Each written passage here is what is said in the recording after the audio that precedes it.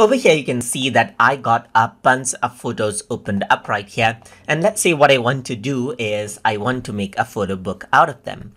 So to do that, you can go around over here on to create, and over here, you'll be able to see the photo book option. So if I were to go around and click on the photo book option right here, and it says it'll save out everything that is unsaved. So let me just go around and press OK right here, and you can see that this is what you have. So now you can go around and select out different photo book option right here. You can go for cherries, for Christmas settings, colorful settings right here, just like this, and the photo book template loads up right here. You can go around and choose the number of the pages according to how you want it as well.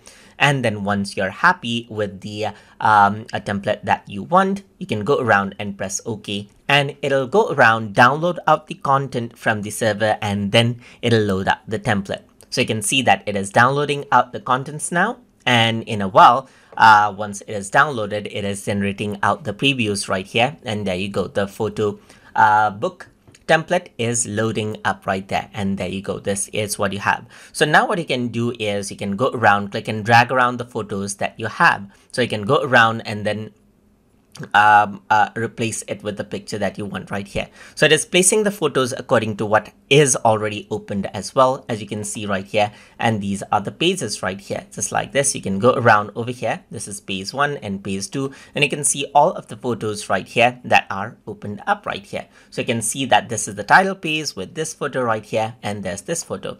So you can go around over here, move around the photo, and then if you don't already have photos opened up, you can click to replace the photos that you see over here as well. So this is what you have, and that is how you can go around and then utilize the photo book option inside of Adobe Photoshop Elements. So I hope you guys learned something as always. And as always, please like, comment, share, and subscribe.